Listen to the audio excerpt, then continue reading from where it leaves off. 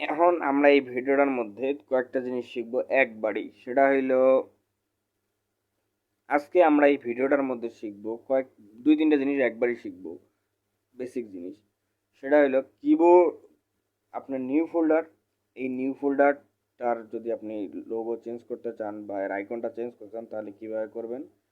This পিসি নাই, পুরোটার মধ্যে মাই কম্পিউটার বা দিস পিসি নাই, সেটা কীভাবে আনা যায়। আর একটা জিনিস হলো যদি ব্যাকগ্রাউন্ডটা আমাদের চেঞ্জ করতে হয় তাহলে আমরা সেই ব্যাকগ্রাউন্ডটা কীভাবে করব।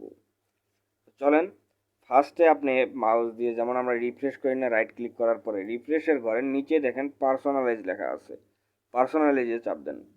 চাপ দেওয়ার পরে এই জায়গায় দেখেন ব্যাকগ্রাউন্ড লেখা আছে, আপনি যদি কোনো ব্যাকগ্রাউন্ড যদি আপনার চয়েস থাকে সেটা দিয়ে ব্যাকগ্রাউন্ড দিতে পারেন। ধরেন এটা ব্যাকগ্রাউন্ড দিলাম। এখন আপনি নিচে যান, গিয়ে দেখেন আপনার ব্যাকগ্রাউন্ড পরিবর্তন হয়ে গেছে। আপনি যেটা ব্যাকগ্রাউন্ড দেবেন ওইটা ব্রাউজ বাটনে যদি আপনি চাপ দেন তাহলে আপনার কাছে যদি কোনো পিকচার থাকে, সাধারণত যদি কোনো পিকচার থাকে আপনি সেটারে ব্যাকগ্রাউন্ড হিসেবে ইউজ করতে পারবেন। আচ্ছা, এটা গেল ব্যাকগ্রাউন্ডের কাজ। এখন আসেন, যদি আমাদের আইকন যদি নিতে হয়, না দিস পিসির আইকন বা মাই কম্পিউটারের আইকন যদি আমাদের না থাকে তাহলে আমরা ওটা আনবো কীভাবে। যান ওই পার্সোনালিজে যান, পার্সোনালিজে যাওয়ার পরে থিমে যান, এই যে বাম সাইডে কোনো থিম আছে, থিমে আসার পরে দেখেন ডেস্কটপ আইকন লেখা আছে এক ডান সাইডের কোনায়, চাপ দেন।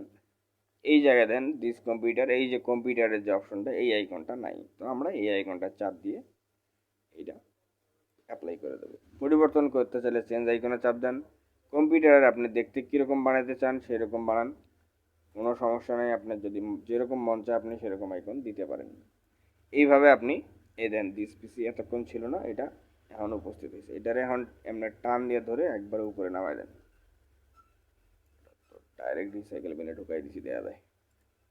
আচ্ছা যাই হোক, বোঝা তো গেছে কীভাবে আনবেন, ভুলবশত রিসাইকেল বিনে গেছে। এখন এই জায়গায় দেখেন এনে একটা ফটোশপ নামের ফোল্ডার আছে, যদি আপনি চান কোনো কারণে, আমি ব্যাকগ্রাউন্ডটাকে চেঞ্জ করে দিই, ব্যাকগ্রাউন্ডের কারণে দেখা যাচ্ছে না ঠিক মতো। এই যে ফটোশপে যদি আপনি এই ফোল্ডারের যদি আইকনটা চেঞ্জ করতে চান, সিম্পলি আপনি এই ফোল্ডারটার মধ্যে মাউস রেখে প্রপার্টিজে চাপ দেন, অ্যাডভান্স অপশনে যান,